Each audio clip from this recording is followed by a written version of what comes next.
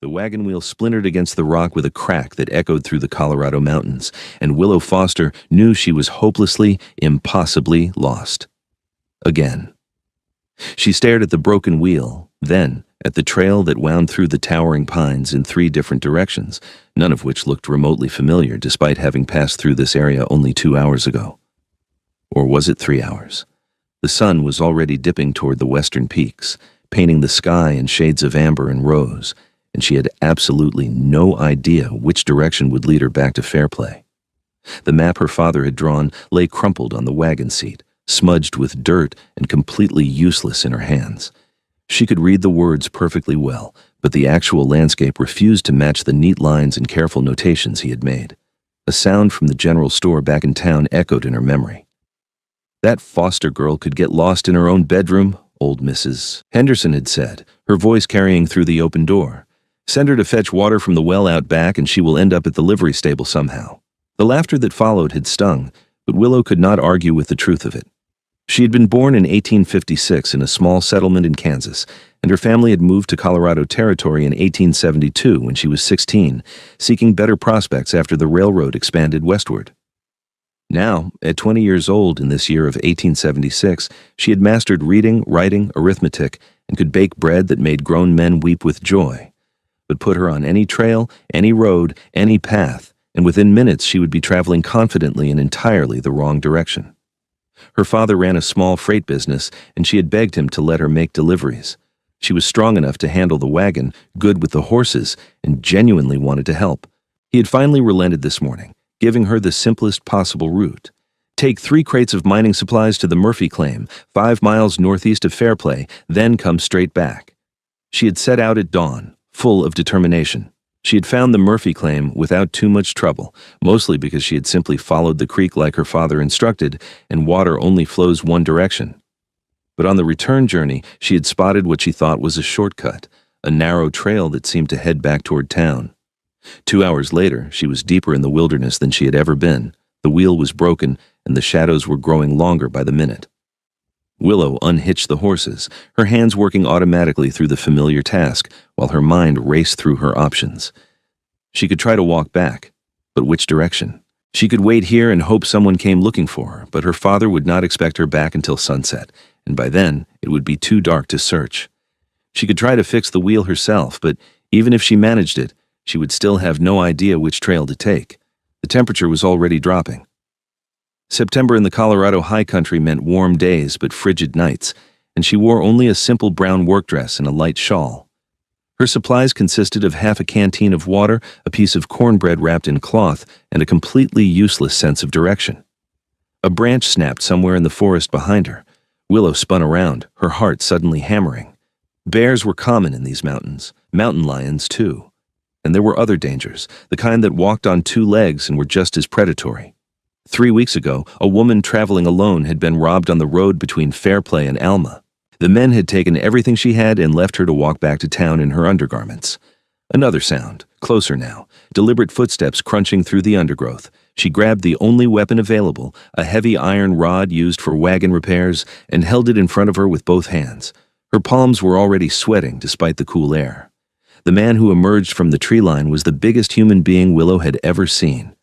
He stood well over 6 feet tall, with shoulders so broad they seemed to block out the forest behind him. His arms were thick with muscle, visible even beneath the worn buckskin shirt he wore. Dark brown hair fell past his shoulders, tied back with a strip of leather, and a thick beard covered the lower half of his face. He carried a rifle with the ease of someone who had been born holding one, and a hunting knife hung from his belt in a beaded sheath. His eyes, she noticed with a strange detached clarity, were the color of pine needles, green with flecks of gold. Those eyes took in the scene quickly, the broken wagon, the unhitched horses, and Willow herself, standing there with her makeshift weapon raised like she had any chance of defending herself against a man who looked like he could snap trees with his bare hands. "That rod won't do you much good against a bear," he said. His voice was deep, rough from disuse, but not unkind. "It might do well enough against a man," Willow replied, trying to keep her voice steady. The corner of his mouth twitched, almost a smile beneath the beard. "Might if you knew how to swing it. You are holding it wrong, and you are also about 15 miles from Fairplay, if that is where you were trying to go." 15 miles. Her stomach dropped. That's impossible. I've only been traveling for a few hours. In the wrong direction. He lowered his rifle, resting the butt against the ground, a gesture that seemed designed to appear less threatening. You are headed deeper into the mountains. Keep going this way. You will hit the Continental Divide in about 2 days. Beautiful country, but not real hospitable come nightfall. Willow slowly lowered the iron rod. I was just trying to get back to town. Clearly. He walked past her to examine the broken wheel, moving with surprising quiet for such a large man. This is not going to roll anywhere. You hit that boulder pretty hard. I did not see it. Were you not watching the trail? I was watching the trail. I just thought this was the right trail. Willow felt heat rise to her cheeks. I got turned around after leaving the Murphy claim. He looked up at her, and she saw understanding dawn in his green eyes. You are lost. I am not lost. I know exactly where I am. I'm standing right here. That almost smile again. But you do not know where here is in relation to anywhere else. That is essentially the definition of being lost, yes. She crossed her arms, defensive. Go ahead and laugh. Everyone else does. But he did not laugh. Instead, he straightened up, studying her with an expression she could not quite read. What is your name? Willow Foster. My father runs Foster Freight. I know Tom Foster. Good man. He held out a hand, and after a moment's hesitation, she shook it. His palm was calloused and warm, and completely engulfed her smaller hand. Ryder Thorne, I have a cabin about 3 miles from here. Well, 3 miles as the crow flies, probably 5 by the trails. I have heard of you, Willow said slowly. The mountain man who lives somewhere in the high country, who came into Fairplay maybe twice a year to trade furs and buy supplies. People spoke of him as a ghost, a legend, more animal than man after so many years in the wilderness. Looking at him now, she could see how the legend started. He seemed almost too large, too solid, too wild to be entirely civilized. People say you have been up here for years. 8 years. He turned back to the wagon. I can get your horses back to town. Let your father know you are safe. But it is too late to move this wagon tonight, and too late for you to walk back. You will stay at my cabin, and in the morning I will fix your wheel and guide you home. Every instinct screamed that going anywhere with a strange man, especially one who lived alone in the wilderness, was dangerous.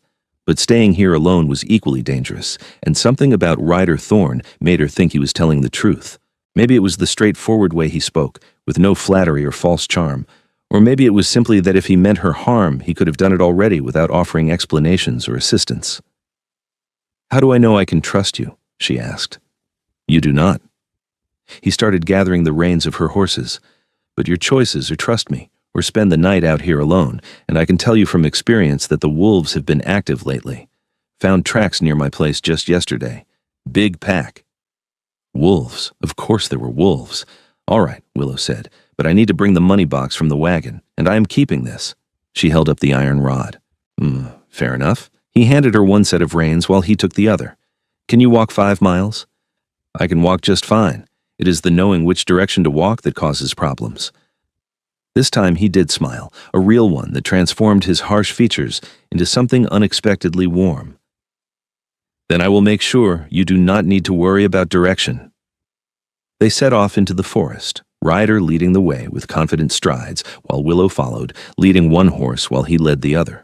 The iron rod was clutched in her free hand, though she was beginning to suspect she would not need it.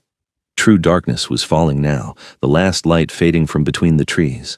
But Ryder moved through the shadows like he could see perfectly. He did not hesitate, did not pause to check his bearings, just walked with the absolute certainty of a man who knew every tree and stone in these mountains. How do you know where you are going? Willow asked after they had walked for what felt like an hour. I cannot see the trail anymore. There is no trail here, not a real one anyway, just game paths and my own routes. He held a low-hanging branch aside so she could pass underneath. You learn the land after enough time. That peak there, the one that looks like a broken tooth, that is Mammoth Ridge. My cabin sits in a valley on the east side. As long as I keep that peak on my right, I'm going the correct direction. But how did you know which peak it was in the dark? Saw it before the sun went down, and I can feel the slope of the land beneath my feet. We are walking downhill now, slightly east. The valley runs east-west. It seemed like magic to Willow, this absolute confidence in his own position. She had never in her life felt that kind of certainty about where she was. Even in Fairplay, a town she had lived in for 4 years. She sometimes turned the wrong direction when leaving the general store. "Does everyone find navigation this easy?" she asked. Ryder glanced back at her. "Most people, yes. You really cannot tell which direction you are traveling?" "Not even slightly. I know the sun rises in the east and sets in the west, but by the time I figure out which one I am looking at, I have already gotten confused about which direction I was facing before." She sighed. "My father says my internal compass must be broken. But you found the Murphy claim going out. I followed the creek. That was simple. So you can follow clear landmarks. If they are very clear and very obvious, yes." They walked in silence for a while longer. The air grew colder, and Willow pulled her shawl tighter around her shoulders. Her feet ached in her work boots, and she was intensely aware that she was alone in the wilderness with a man she did not know, walking toward a destination she could not find on her own. Every instinct said this was foolish, dangerous, exactly the kind of situation young women were warned about. But Ryder had not touched her, had not leered or made suggestive comments. He had simply offered practical help and then led the way, occasionally pointing out obstacles in her path or holding branches aside.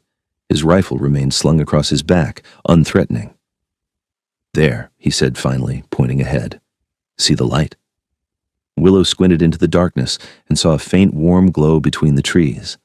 As they drew closer, a cabin materialized out of the shadows, solid and well-built, with glass windows and a stone chimney from which smoke rose in a steady stream.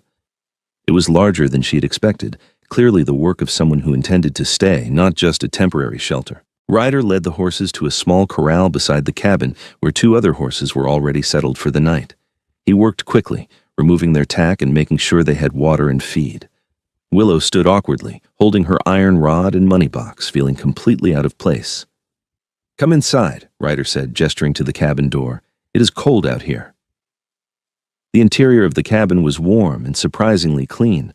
A fire burned in the stone fireplace, casting dancing shadows across the log walls.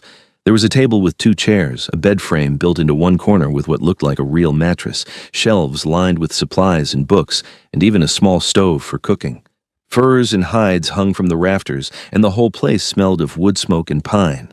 "You can sleep in the bed," Ryder said, already pulling blankets from a chest. "I will take the floor." "I cannot take your bed." "You can and you will. I have slept on worse." He spread the blankets near the fire, creating a bedroll that looked comfortable enough. "Are you hungry? I have venison stew from yesterday, still good." Willow realized she was starving. The cornbread was long gone, eaten during her confused wandering. "Yes, thank you." He ladled stew into 2 wooden bowls and set them on the table, then sliced thick pieces of bread from a loaf. They ate in silence at first, Willow too hungry to make conversation, but as her immediate needs were met, she found herself studying her host more carefully. Ryder Thorne was probably around 30 years old, though the beard and weathered skin made him hard to judge. His hands were scarred from years of hard work and wilderness living, but they moved with precision and care. He ate neatly, with better manners than she would have expected from a man who lived alone in the mountains. And there were those books on the shelves, at least a dozen of them, well worn from reading. "Why do you live up here?" she asked finally. "Alone?" He was quiet for a long moment, chewing thoughtfully. "I came west in '68 with the army. Did some scouting, some fighting, things I'm not proud of now." He stared into his bowl. "After my service ended, I could not go back to cities, to crowds, to noise. Tried it for a while in Denver, felt like I could not breathe. So I came up here, built this place, and found I preferred my own company to most people." "That must be lonely." "Sometimes." He looked up at her. "But peaceful. No one expects anything from me here. No one judges or gossips or demands explanations." Willow thought about the laughter in the general store, the way people smiled and shook their heads when they saw her coming. "That does sound appealing. You get that a lot? The judgment?" "Every day." She pushed stew around her bowl. "I am 20 years old, and I still need someone to walk me places because otherwise I will end up on the wrong side of town. Do you know how humiliating that is? I am not a child. I am perfectly capable in every other way. But this one thing, this one simple thing everyone else can do without thinking, I just cannot manage." "It is not simple," Ryder said. "Navigation takes skills most people do not realize they are using. reading landscapes, tracking the sun, maintaining an internal map of where you have been. Your brain just does not work that way, does not make you less capable, just means you need different strategies, like always having someone guide me, like knowing your limitations and planning accordingly. I cannot read or write very well. Letters jump around on the page, make no sense. Took me years to even learn to sign my name properly. Does that make me stupid? Willow blinked in surprise. No, of course not. Then why does your navigation problem make you less? She had no answer for that. No one had ever framed it that way before. It was always presented as a failure, a flaw, something she should be ashamed of and try harder to overcome. But Ryder spoke of it like it was simply a fact, no more important than being tall or short, dark-haired or fair. They finished eating, and Ryder heated water for washing up. Willow helped clean the bowls and put things away, falling into an easy rhythm despite being in a strange place. When everything was tidy, Ryder banked the fire and gestured to the bed. There is an extra blanket in that chest if you get cold. I am a light sleeper, so if you need anything in the night, just speak up. Thank you, Willow said, for all of this, for helping me. No need for thanks. Could not leave you out there. He settled onto his bedroll, his large frame somehow fitting into the space with practiced ease. Sleep well, Willow Foster. She climbed into the bed, which was surprisingly comfortable, and pulled the heavy quilts up to her chin.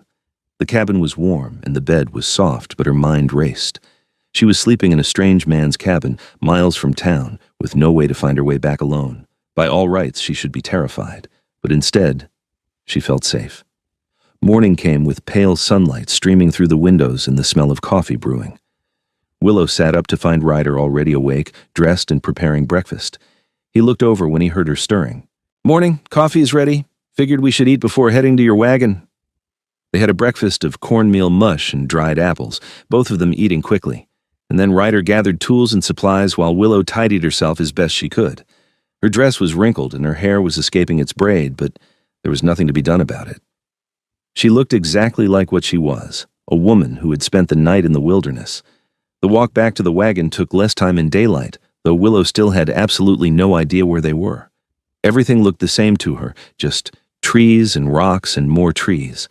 But Ryder moved with purpose, never hesitating, and eventually they emerged onto the trail where her wagon still sat with its broken wheel.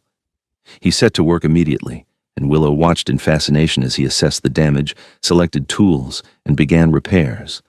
His movements were efficient and practiced, those large hands working with surprising delicacy. Within an hour, he had fashioned a temporary fix that would get the wagon back to town. This will hold for the trip back, but you will need a proper wheelwright to do a permanent repair, he said, wiping his hands on his buckskin pants. Now comes the important part. Do you know which direction is fair play? Willow looked around at the 3 trails branching off from this spot. Absolutely not. All right, see that trail there, the widest one? That heads northeast back toward the Murphy claim. This one here, with the broken pine across it that goes northwest, deeper into the mountains. And this one, the one you need, goes southwest back to town. But how do you know? They all look the same. Look at the sun. Where is it right now? Willow squinted upward. There, above those trees. That is east, since it is morning. Now, if east is there, which direction is that trail? He pointed to the one he said went to town. I have no idea. Ryder studied her for a moment, then tried a different approach. Do you know what direction fair play is from here, generally? Southwest, you said. Right, so we need to head toward the afternoon sun, but not directly at it, more to the left. He walked over to the correct trail. This one goes downhill. Town is at a lower elevation than we are now. And see these ruts? This is a traveled road. The other 2 are just game trails. Willow examined the trails more carefully. Now that he pointed it out, she could see differences. But she knew with absolute certainty that if she were alone, she would not remember any of this. The information would slip away the moment she tried to use it. I still would not know, she admitted. Then I will take you back. You do not have to do that. If you just point me in the right direction. Willow. He said her name gently but firmly. If I point you in the right direction and you get lost again, I will spend the rest of the day worrying about whether you are safe. Let me take you home. It is not a hardship. So they hitched up the horses. Ryder checked the temporary wheel repair one more time, and they set off down the trail toward Fairplay. Willow drove the wagon while Ryder rode one of his horses alongside, close enough to talk. "How did you end up working for your father's freight business?" he asked as they traveled. "Most women in town are doing laundry or cooking or working in the hotels." "I wanted to do something more," Willow said. "I love my father, but he's not getting any younger and the business is hard on him. I thought if I could help with deliveries, he could focus on managing things, dealing with customers. I am strong enough for the work." "You are," Ryder agreed. "Saw you unhitch those horses yesterday like you have been doing it your whole life. I have been around horses since I was a child. They make sense to me. I can read their moods, understand what they need. It is just directions that confuse me." "Everyone has their strengths." He guided his horse around a fallen branch. "I can track a deer for 3 days across bare rock, but I cannot do arithmetic to save my life. Had to buy a slate and practice for months just to calculate prices when I sell furs." "Really?" "Really. We all have things that come hard. Trick is not letting it define us." They rode in comfortable silence for a while, and Willow found herself relaxing into the journey. With Ryder beside her, she did not have to worry about which fork to take or whether she was heading the right direction. She could just focus on driving the wagon, enjoying the cool morning air and the beautiful mountain scenery. "Can I ask you something?" she said eventually. "Go ahead." "Yesterday when you found me, you did not laugh. Everyone else laughs when they hear about my direction problems. But you did not. Why?" Ryder considered the question carefully. "I have spent 8 years in these mountains watching animals, studying how they survive. Some animals are nocturnal, some are not. Some can climb, some cannot. Some have sharp eyes, some rely on smell. None of them are worse than the others, just different. They each survive by using their own strengths." He looked over at her. "You have strengths, Willow. I can see that. Getting lost does not erase everything else you are." Something warm bloomed in Willow's chest at his words. She had spent so much of her life being defined by her one weakness, having it pointed out and laughed about, that she had almost started to believe it was all she was. But Ryder saw her differently. He saw her as whole, capable, just with one particular challenge. "Thank you for saying that," she said softly. "It is just the truth." They continued on, the trail gradually widening and showing more signs of regular travel. After another hour, familiar landmarks started appearing, ones even Willow recognized. The distinctive rock formation called Eagle's Head, the lightning-struck pine that stood alone in a meadow, and then, finally, the first buildings of Fairplay came into view.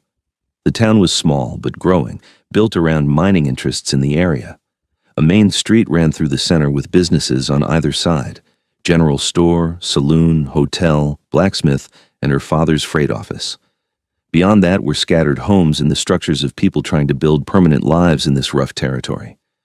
Ryder guided her directly to the freight office, where her father was standing in the doorway, clearly watching for her return. His face sagged with relief when he saw the wagon, then registered surprise when he noticed Ryder riding alongside. "Willow, thank God, I was about to organize a search party." Tom Foster hurried over as they pulled to a stop. He was a solid man in his early 50s, with graying hair and the weathered face of someone who had spent his life working outdoors. "What happened?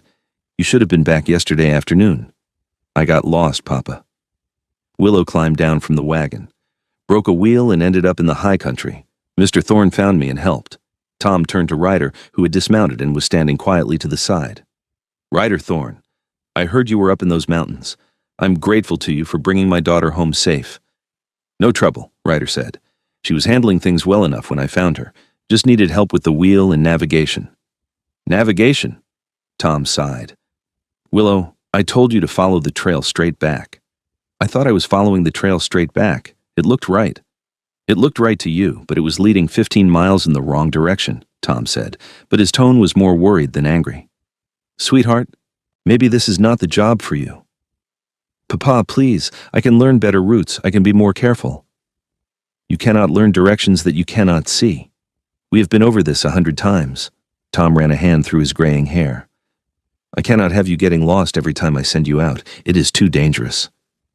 Willow felt tears prick at her eyes but refused to let them fall. She had been so sure she could do this, could help her father, could be useful. But he was right. Yesterday proved that. She had managed to get lost on the simplest possible delivery. What if she were not alone? Ryder's voice cut through her spiraling thoughts. Both Willow and Tom turned to look at him. "What do you mean?" Tom asked. I mean, Willow is capable of driving, managing horses, handling freight. She just cannot navigate. So what if someone navigated for her? Ryder shifted his weight, looking almost uncomfortable with the attention. I know every trail in these mountains. I could ride with her on deliveries, make sure she gets where she's going and back again safely. You would do that? Tom looked skeptical. You barely come to town twice a year. I'm looking for ways to earn some additional income beyond furs. Winters are getting harder, fur prices are dropping. Guiding work would be useful. Ryder glanced at Willow. And I do not mind the company. Willow's heart was suddenly racing. The idea of Ryder riding beside her on deliveries, being there to guide her, to keep her safe, it made the impossible seem possible again. But Tom was frowning. I appreciate the offer, but I cannot afford to pay 2 people for 1 delivery route. Then pay her and give me a percentage of the freight fees. 10% seems fair for guide work. 10%? Tom calculated in his head. That might work, actually. But this is a regular commitment. Multiple deliveries a week, sometimes on short notice. I can manage that. And you would be responsible for her safety. Willow is my only child, Ryder. If anything happened to her, I understand. Ryder's voice was steady, serious. I give you my word I will keep her safe. Tom studied the mountain man for a long moment, then looked at his daughter. Willow, what do you think about this arrangement? I think I would like to try, Willow said, trying to keep the eagerness out of her voice. If Mr. Thorne is willing to help, I would like to try. Ryder, the mountain man corrected. Just Ryder. If Ryder is willing to help, Willow amended. Tom rubbed his jaw, thinking. Finally, he nodded. All right. We will try this for a month. If it works, we continue. If not, we revisit the arrangement. Fair? Fair, Ryder agreed. Fair, Willow echoed, relief flooding through her. They spent the rest of the morning working out details. Tom had a delivery scheduled for the next day to a mining camp west of town, and Ryder agreed to meet Willow at the freight office at dawn. He would need to retrieve some of his gear from his cabin, but he could make it back by morning. As Ryder prepared to leave, Willow walked him to his horse. Thank you, she said quietly. You did not have to offer to do this. I know. He swung up into the saddle with easy grace. But I meant what I said. You have a good head for the work, just need help with navigation. No reason you should not be able to do this. Everyone else thinks I am foolish for trying. Everyone else is not spending half their life alone on a mountain. He gathered the reins. See you tomorrow morning, Willow Foster. She watched him ride out of town, his broad shoulders straight and confident, moving through the world with that absolute certainty of direction she envied so much. Already people were staring and whispering. The mountain man had come to town, had brought back Tom Foster's daughter, and now apparently he would be working with her. The gossip would be everywhere by nightfall. Let them talk, Willow thought. For the first time in years, she felt hope about her future. The next morning, Willow was at the freight office before dawn, loading crates and checking the wagon, which now had a properly repaired wheel thanks to the wheelwright. She wore her best work dress, which was still plain brown cotton, but at least clean and pressed, and had braided her dark blonde hair neatly. She told herself this was normal preparation for a workday, nothing to do with the fact that Ryder would be there soon. He arrived just as the sun was touching the eastern peaks, riding a sturdy bay gelding and leading a pack horse. He wore the same buckskin shirt as before, but his hair was freshly washed and his beard was neatly trimmed. Their eyes met, and something passed between them, a shared understanding that this was a new beginning. Ready? He asked. Ready, she confirmed. Tom came out to see them off, giving Willow last-minute instructions and reminding Ryder of the destination.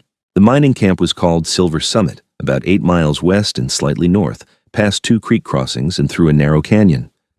Should be back by mid-afternoon, Tom said. Be safe, both of you. They set out, Willow driving the wagon while Ryder rode alongside. The morning was cool and clear, perfect weather for travel. As they left Fairplay behind, Willow felt nervous excitement building in her chest. This was her chance to prove she could do this work, to be useful, to be more than just the girl who could not find her way home. Tell me about the route, Ryder said once they were on the trail. What do you know about where we are going? Silver Summit is a mining camp west of town. We are delivering supplies to the foreman there, a man named Richards.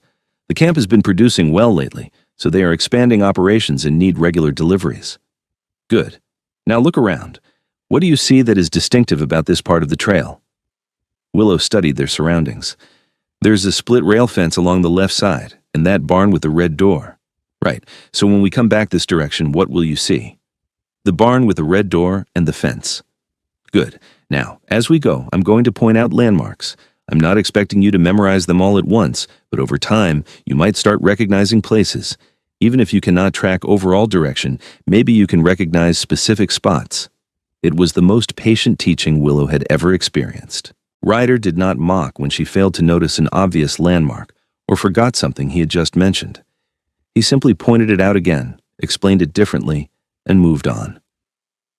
By the time they reached the first creek crossing, Willow had started to relax into the journey. "This is Beaver Creek," Ryder said as they forded the shallow water. "It feeds into the main river south of town, flows year-round, so it is a reliable marker. If you are ever lost north of Fairplay and you find this creek, follow it downstream and you will eventually hit the main road." "Follow it downstream," Willow repeated. "How do I know which way is downstream?" "Water always flows downhill. Watch which direction the current moves. That is downstream." Such a simple thing, but no one had ever explained it to her quite that way before. They were always too busy laughing or expressing exasperation at her confusion. The second creek crossing was more challenging, with deeper water and slippery rocks. Ryder crossed first to test the depth, then guided Willow across carefully, calling out directions to avoid the worst spots. The wagon lurched and splashed, but they made it through without incident. "You handled that team well," Ryder commented as they continued on. "Not everyone can keep horses calm in running water." "They trust me," Willow said. "I have been working with this pair, Thunder and Lightning, for 2 years now. We understand each other." "Thunder and Lightning? My father named them. He thought it was funny since they are both so calm and steady." Ryder smiled at that. "Your father has a sense of humor." They passed through the narrow canyon Ryder had mentioned, high rock walls rising on either side, and then emerged into more open terrain. Ahead, Willow could see the mining camp, a cluster of rough buildings and tents surrounding the mouth of a large mine shaft. Men were moving around, working with equipment, hauling ore carts. It was a busy, prosperous operation. The foreman, Richards, was a barrel-chested man with a thick mustache and suspicious eyes. Those eyes lingered on Willow with obvious doubt. "Tom sent a girl to make deliveries now?" he asked, directing his question to Ryder rather than Willow herself. "Tom sent his daughter, who is perfectly capable of the work," Ryder replied evenly, "and I am here to ensure safe navigation. Long as the supplies arrive undamaged, I suppose I do not care who brings them." Richards gestured to some workers. "Unload her and check the inventory." Willow climbed down and began directing the unloading, checking items against her list and making sure everything was accounted for. She had learned this part of the business thoroughly, and she moved through it with confidence. When everything was verified, Richard signed the receipt and handed over payment. "Next delivery in 3 days," he said gruffly. "Same supplies, double the nails." "I will let my father know," Willow replied professionally. As they prepared to leave, one of the miners approached. He was young, maybe 25, with a cocky grin and wandering eyes. "Hey there, pretty lady. You need any company on the ride back to town? Might be dangerous for a woman alone."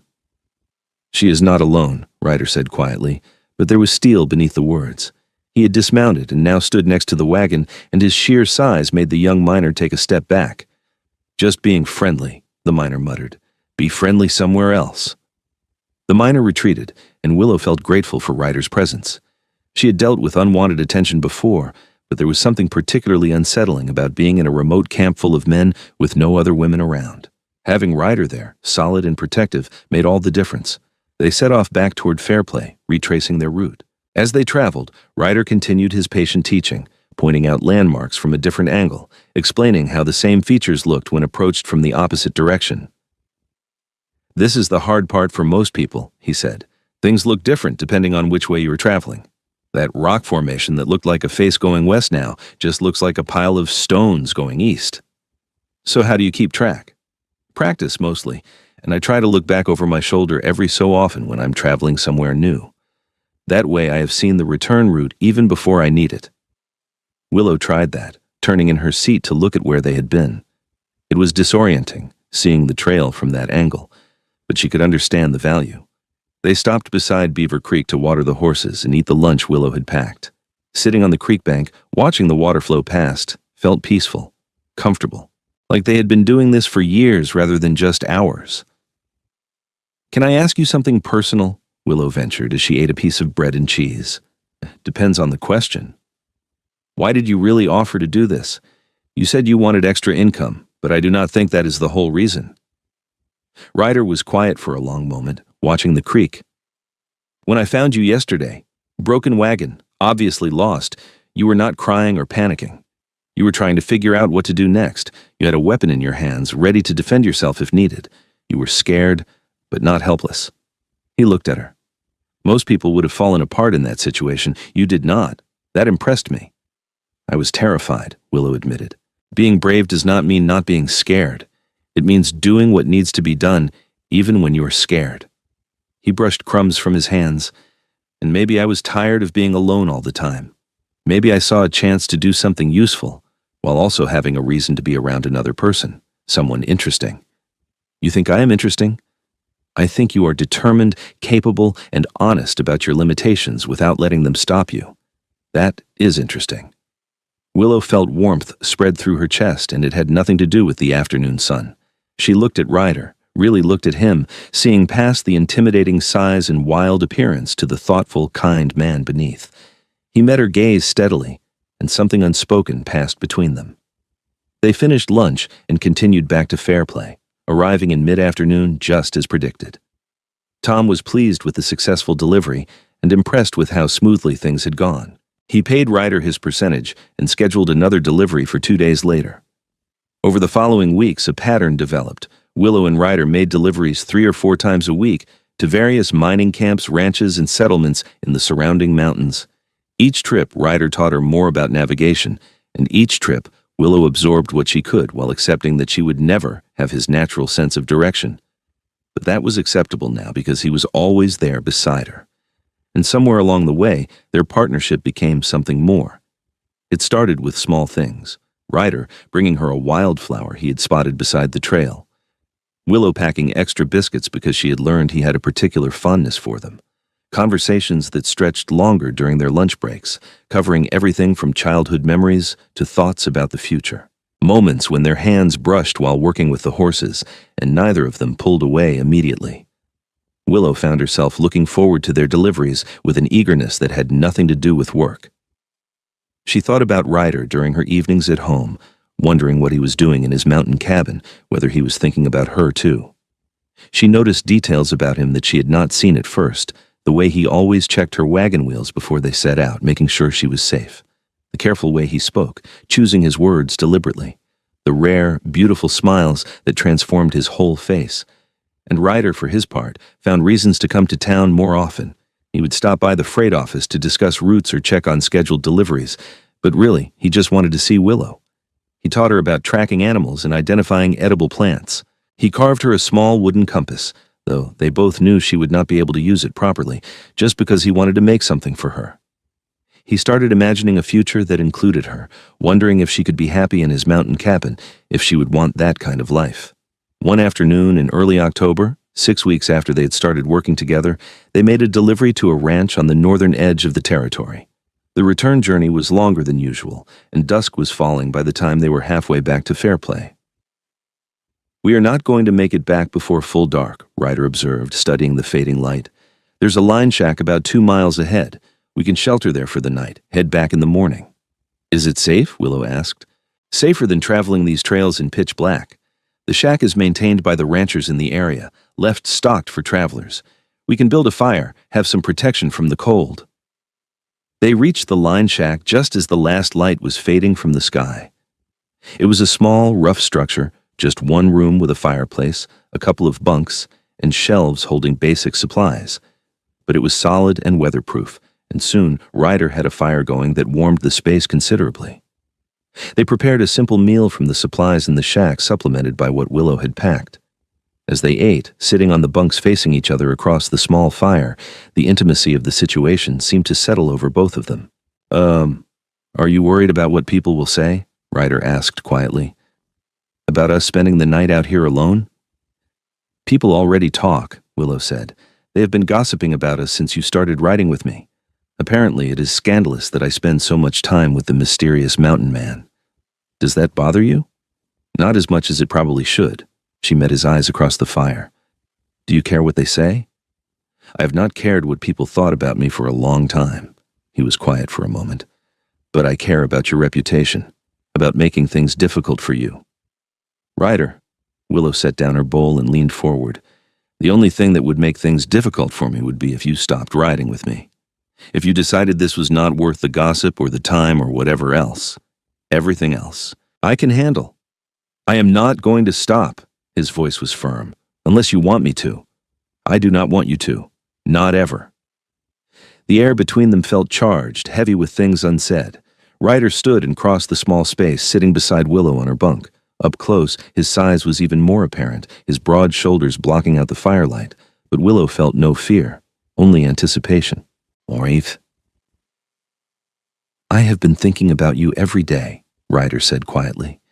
"Every morning when I wake up, every evening when I'm alone. I think about your laugh, your determination, the way you talk to your horses like they are old friends. I think about how you trusted me that first night when you had no reason to, how you have never once made me feel like a strange hermit who does not belong around civilized people." "You are not strange," Willow whispered. "You are kind and patient and wonderful. I am a man who has killed, who has lived rough, who does not fit in any town or city. But when I am with you, I feel like maybe I could learn to belong somewhere again." "You belong with me," Willow said, her heart pounding so hard she was certain he could hear it. "You have belonged with me since that first night." Ryder reached up and cupped her face with one large, calloused hand. "Can I kiss you, Willow Foster?" "Yes," she breathed. "Please, yes." He kissed her carefully at first, like she was something precious that might break. But when Willow pressed closer and wrapped her arms around his neck, the kiss deepened, becoming something urgent and real. She had never been kissed before, but it felt natural with Ryder. Felt right.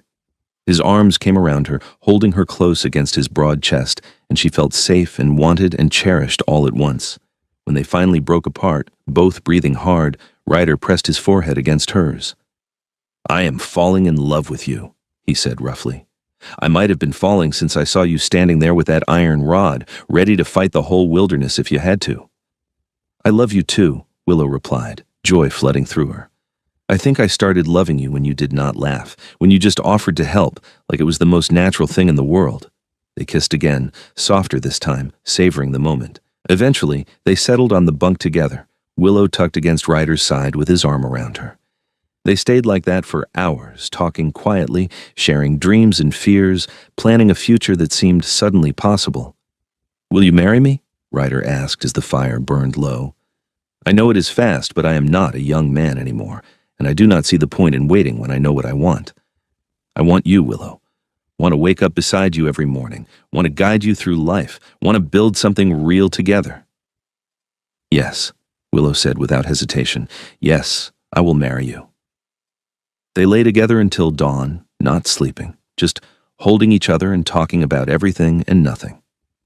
When the sun finally rose, they packed up the line shack, leaving it ready for the next travelers, and continued back to Fairplay. Tom Foster was waiting anxiously when they arrived, clearly relieved to see them safe. His relief turned to surprise when Ryder asked to speak with him privately. "Mr. Foster, I would like permission to marry your daughter," Ryder said directly. "I know I am not the man you probably imagined for her. I do not have much beyond a cabin and some land, and I spend most of my time in the wilderness. But I love Willow, and I will spend the rest of my life making sure she is safe and happy and knows she is valued." Tom looked at Ryder for a long moment, then at his daughter standing nearby. Whatever he saw on Willow's face must have convinced him, because he broke into a smile. "Ryder, you have proven yourself to be a good man these past weeks. Patient, reliable, and clearly devoted to my daughter's well-being. If Willow wants to marry you, you have my blessing." "I do want to marry him, Papa," Willow said, rushing over to hug her father. "More than anything." "Then I suppose we have a wedding to plan." The wedding took place 3 weeks later in late October in the small church at the center of Fairplay. The whole town turned out, curiosity about the mountain man and Tom Foster's daughter bringing even people who barely knew them. Willow wore a dress her mother had been married in, carefully preserved over the years, made of cream-colored silk with lace at the collar and cuffs. Ryder wore new clothes purchased for the occasion, dark trousers, a white shirt, and a black vest. He had trimmed his beard and tied back his hair, though nothing could make him look anything other than what he was, a big, rough man of the mountains. But when Willow walked down the aisle on her father's arm and saw Ryder waiting at the altar, his eyes full of love and wonder, she thought he was the most handsome man she had ever seen. The ceremony was simple but meaningful. They exchanged vows written by the preacher, promising to love and honor each other through whatever challenges life brought. When Ryder slipped a simple gold band onto Willow's finger, and she did the same for him, it felt like a promise being sealed, a future being born. "I will always walk beside you," Ryder murmured as they were pronounced husband and wife. "No matter where you are or how lost you get, I will always find you and bring you home." "You are my home," Willow replied, tears of happiness streaming down her face. "You have been since that first night." They celebrated with a dinner at the hotel, paid for by Tom as his wedding gift. The whole town joined in the feast, eating and dancing and toasting the unusual couple. Some people were still skeptical, still thought Willow was making a mistake marrying a mountain man, but many had come to respect Ryder over the past weeks. He had proven himself reliable, honest, and completely devoted to Willow's safety and happiness. As evening fell, Ryder and Willow rode out to his cabin, which was now their cabin. Ryder had spent the past weeks preparing it for married life, building a larger bed, adding shelves and storage, even constructing a small addition that would serve as a workroom. He had tried to make it welcoming, comfortable, a real home rather than just a solitary man's shelter. Willow stood in the center of the cabin, turning slowly to take it all in, and felt peace settle over her. This place, remote and surrounded by wilderness she could never navigate alone, felt safe because Ryder was here. "What do you think?" he asked, watching her nervously. "Is it too rough? Too remote? I know it is not like living in town." "It is perfect," Willow said, turning to him with a smile. "It is exactly where I want to be." That night, they consummated their marriage, learning each other with gentle care and growing passion. Ryder was reverent with Willow, treating her like precious treasure, but she met him with equal fervor, discovering depths of desire and connection she had never imagined. They fell asleep tangled together in their marriage bed, completely content. The weeks and months that followed settled into a rhythm. Willow continued making deliveries with Ryder guiding her, but now their partnership had a different quality. They were not just partners in work, but in life, sharing everything. Willow learned to manage the cabin, keeping it clean and comfortable, preparing meals and tending to the small garden Ryder had started. Ryder continued his fur trapping and guiding work, but he also spent time improving their home, making it more secure and comfortable for the winter ahead. And every night, no matter how tired they were or what challenges the day had brought, they came together with love and gratitude for what they had found in each other. Winter in the Colorado high country was brutal. Snow fell deep, often trapping them in the cabin for days at a time. But Ryder had prepared well, with ample firewood, preserved food, and all the supplies they needed. Willow discovered she did not mind being snowed in because it meant more time with her husband, talking by the fire, reading together from his collection of books, making love beneath heavy quilts while wind howled outside. Delivery work slowed during the worst of winter, but Ryder found other ways to earn income. He taught Willow how to prepare furs properly, and she proved to have a knack for it. Together, they processed hides that sold for premium prices when Ryder took them to Denver in the spring. The combination of fur sales and their freight work provided enough income to live comfortably, with some left over to save. "I have been thinking," Ryder said one evening in late February as they sat by the fire, "about expanding the business. There are more people moving into this territory every year, more mining operations, more ranches. They all need supplies delivered. What if we hired another driver or two, bought another wagon? Your father could manage the scheduling, I could handle navigation and training, and you could oversee the actual deliveries. You want to grow the business?" Willow looked up from the shirt she was mending. "I think we could build something significant. Give people jobs, provide reliable service, make a real living." He reached over and took her hand. "And it would mean we could stay in this area permanently, make a real life here instead of just surviving season to season." "I love that idea," Willow said, squeezing his hand. "Let me talk to Papa about it. I think he would be excited about expanding." Spring came with dramatic suddenness, snow melting into rushing creeks, wildflowers bursting from the ground, and trails becoming passable again. Willow and Ryder made the trip to Fairplay to discuss the business expansion with Tom. Tom was enthusiastic about the idea, and together the three of them worked out details. They would hire 2 more drivers, both young men who needed work and were willing to learn. Ryder would teach them the trails and navigation, while Willow would train them on handling freight, customer relations, and managing the horses. They purchased a second wagon and team with money Tom had been saving for retirement, all of them agreeing it was a worthwhile investment. By summer, Foster Freight had expanded significantly. The business was thriving, with regular contracts to mining camps and ranches throughout the region. Tom handled the office work and scheduling. The two new drivers, Daniel and Marcus, managed many of the routine deliveries under Ryder's guidance, and Willow and Ryder took the more challenging or remote jobs. One afternoon in July, after returning from a delivery to a distant ranch, Willow realized she had missed her monthly courses.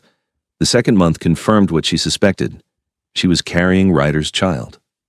She told him that evening, as they sat outside their cabin watching the sunset paint the mountains gold and purple.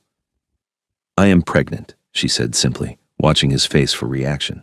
Ryder went completely still, then turned to look at her with wonder in his green eyes. "Truly? Truly. We are going to have a baby." He pulled her into his arms, holding her tightly but carefully, like she might break. "I cannot believe it," he said roughly. "A child. Our child." "Are you happy?" Willow asked, though she could feel his joy in the way he held her. Happy does not begin to cover it. He pulled back to look at her face. "I never thought I would have this. A wife, a home, a child. I thought I was going to spend my life alone on this mountain. Instead, you are stuck with me getting lost constantly and a baby who will probably inherit my sense of direction." Ryder laughed, a sound of pure joy. "Then I will guide both of you. Always." The pregnancy progressed smoothly through the summer and into fall. Willow continued working, though they limited her to shorter routes and lighter loads as she grew larger. Ryder became increasingly protective, hovering and worrying until Willow had to remind him that women had been having babies since the beginning of time. "I know that," he would say, "but this is my wife and my child. I am allowed to worry." She gave birth in late March of 1877 in their cabin with a midwife from Fairplay attending. The labor was long and difficult, but Ryder stayed beside her the entire time, holding her hand and murmuring encouragement. When their son finally arrived, squalling and perfect, Ryder wept openly. "A boy," the midwife announced, wrapping the baby in clean blankets. "A healthy boy." They named him Thomas after Willow's father, but called him Tommy. He had his father's dark hair and his mother's gray-blue eyes, and from the moment he was born, he owned both his parents completely. Ryder proved to be a devoted father, gentle despite his size and rough life. He would sit for hours holding Tommy, singing quietly or just watching him sleep with wonder. As Tommy grew, Ryder taught him about the mountains, about tracking in animals and respecting the wilderness. And when Tommy started walking, they discovered he had inherited his mother's complete lack of sense of direction. "He will wander off in the cabin and somehow end up confused about which door leads outside," Willow said with a mixture of exasperation and amusement when Tommy was 2 years old. "At least I come by it honestly now. It is clearly inherited." "Then we will teach him the same way I taught you," Ryder said, watching Tommy examine a rock with intense concentration. "We will give him strategies, keep him safe, and never make him feel less for something he cannot control." 2 years later, Willow gave birth to twin girls, Rose and Lily, who had their father's green eyes and their mother's blonde hair. The cabin suddenly felt very full and very loud, and Ryder began planning an expansion to give them more space. The freight business continued to thrive and grow. Tom eventually retired, turning full management over to Willow and Ryder while staying on as an advisor. They hired more drivers, purchased more wagons, and established regular routes throughout the territory. Foster Freight became known as the most reliable delivery service in the area, and much of that reputation was due to Ryder's navigational expertise and Willow's careful management. But no matter how busy life became, Willow and Ryder always made time for each other. They still rode deliveries together sometimes, just the two of them, leaving the children with Tom or one of the trusted employees. Those trips felt like echoing that first journey they had made together, when everything was new and uncertain and full of possibility. One evening, when they had been married for 8 years and were sitting outside watching their children play in the yard, Willow reflected on how much had changed. "Do you remember that first night?" she asked Ryder. "When you found me lost with my broken wagon?" "Every detail," he replied. "You standing there with that iron rod ready to fight whatever came out of the woods, scared but determined. I never thanked you properly. For not laughing. For seeing me as more than just the girl who cannot find her way." Ryder took her hand, his calloused fingers gentle. You never needed to thank me. You gave me everything, Willow. Purpose, love, family. A reason to come down from my mountain and be part of the world again. If anything, I should spend every day thanking you. We saved each other, Willow said softly. I think that is how the best love stories work. Then ours must be the best, Ryder agreed, pulling her close. Their children grew and thrived. Tommy eventually learned to manage his navigation problems the same way his mother had, by accepting his limitations and always traveling with someone who could guide him. He became an excellent horseman and took over much of the delivery work as he grew older. The twins, thankfully, had inherited their father's sense of direction and could navigate the mountain trails with confidence. In 1885, when Willow was 29 and Ryder 37, they welcomed their fourth child, another boy they named Samuel. By then, Foster Freight had become one of the largest freight operations in Colorado Territory, with offices in multiple towns and over a dozen wagons operating regular routes. But success never changed the fundamental truth of Willow and Ryder's relationship. He still guided her on every journey, still made sure she never had to worry about finding her way alone, and she still provided him with the love, acceptance, and home he had thought he would never have. As the years passed and Colorado transitioned from territory to state in 1876, their life continued to evolve. The children grew into adults with their own dreams and paths. Tommy took over the freight business entirely when he was 25, proving to have inherited both his mother's management skills and his father's dedication to the work. The twins both married local men and started families of their own, staying close to home. Samuel showed an interest in becoming a doctor and headed east for medical school, but he always came back to Colorado for visits. Willow and Ryder gradually stepped back from the daily operations of the business, though they never fully retired. They spent more time at their mountain cabin, which Ryder had expanded and improved over the years into a substantial, comfortable home. They traveled some, visiting Denver and other cities, but always returned to their mountains. On their 20th wedding anniversary in 1896, Tom Foster passed away peacefully in his sleep at the age of 74. His death was a profound loss for Willow, but she found comfort in knowing he had lived to see her happy, successful, and surrounded by family. They buried him in the Fairplay Cemetery with a headstone that read, Thomas Foster, beloved father and friend, who built a legacy of honest work and good character. After the funeral, as Willow and Ryder walked back toward their wagon, she stumbled slightly on the uneven ground. Ryder immediately steadied her, his hand firm on her elbow. I have got you, he said automatically, the same thing he had said thousands of times over their 20 years together. I know, Willow replied, leaning into his strength. You always do. They lived to see the turn of the century, watching the world change in ways they could never have imagined when they first met. Automobiles appeared on some roads, though the mountain trails still required horses. Electricity came to Fairplay, though they kept their cabin lit by lanterns and firelight. The wilderness they loved was slowly being tamed, but there were still places wild and remote where a person could lose themselves if they did not know the way. Willow never did develop a sense of direction. Even in her 60s, she could get turned around in her own yard if she was not paying attention, but it did not matter because Ryder was always there, patient and steady, ready to point her the right way. One summer evening, when they were both in their 70s, they sat on the porch of their cabin, watching the sunset behind the mountains. Their children were grown with children of their own. The freight business was thriving under Tommy's management. They had lived full, rich lives, built something meaningful together.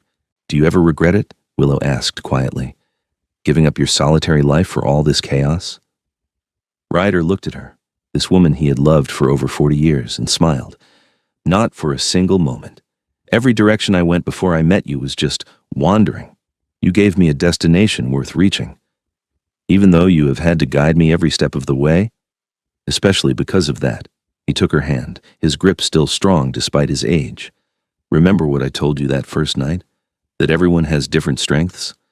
I spent 8 years alone on this mountain before I understood that my strength was not just surviving alone. It was being there for someone who needed me. You needed me, Willow, and it turned out I needed you just as much. They laughed when they heard I could not find my way, Willow said, remembering all those voices from decades past, called me foolish, said I would never be able to manage. And I said I would always walk beside you, Ryder replied. That was the easiest promise I ever made because it was exactly what I wanted to do anyway. They sat in comfortable silence as darkness fell and stars began to emerge in the vast Colorado sky. Somewhere in the valley below, lights were appearing in Fairplay as families lit their evening lamps. Their own grandchildren were likely being tucked into bed, safe and loved. The world they had built together through patience and love and unwavering commitment stretched out around them. Willow Foster had been lost when Ryder Thorne found her, in more ways than just directional. She had been lost in self-doubt, lost in others' expectations, lost in believing that her weakness defined her. But Ryder had seen past all that to the strong, capable woman beneath, and he had offered not just guidance, but partnership, not just help, but love. And Ryder, for all his strength and survival skills, had been lost too. Lost in isolation, lost in believing he did not fit anywhere, lost in thinking his rough life meant he did not deserve softness or connection. But Willow had welcomed him exactly as he was, had built a life with him that honored both his need for wilderness and his need for belonging. They had saved each other, guided each other, and loved each other through everything life brought. Direction might have been Willow's challenge, but love had always been her compass, pointing true to the man beside her. Ryder Thorne died peacefully in the winter of 1905 at the age of 57, his heart simply giving out one night as he slept beside the woman he loved. Willow woke to find him gone, and though the grief was crushing, she also felt profound gratitude. They had been given nearly 30 years together, had built a family and a life, had loved each other completely. She lived another 5 years, surrounded by children and grandchildren who made sure she never had to navigate anywhere alone. When she passed in 1910 at the age of 54, peacefully in her sleep in the cabin she and Ryder had shared, her family buried her beside him in the Fairplay Cemetery. Their headstone was simple but meaningful. Ryder Thorne and Willow Foster. Thorne. He guided her through every wilderness, she guided him home. Together, they never lost their way. And beneath, added by their children. True love is not about finding someone who makes the journey easy.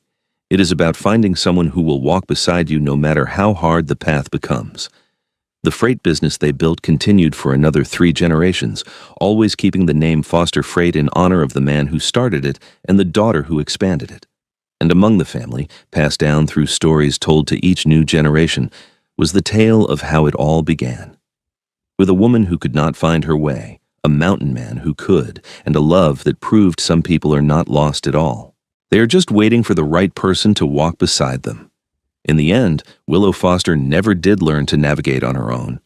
But she learned something far more valuable, that asking for help is not weakness, that accepting your limitations does not limit your life, and that the right partner will not try to fix you but will simply walk beside you, ready to guide you home whenever you need it. And Ryder Thorne, the man who had spent 8 years alone on a mountain, learned that strength is not about facing the wilderness alone. It is about choosing to share your path with someone who makes every step worthwhile, even if it means taking the long way home. Their story became legend in Fairplay, told and retold until the details blurred, but the heart remained clear. She could not find her way. He said he would always walk beside her, and that promise, kept faithfully for 30 years, became the foundation for a love that guided them both through life's wilderness to exactly where they needed to be. Together. Always together.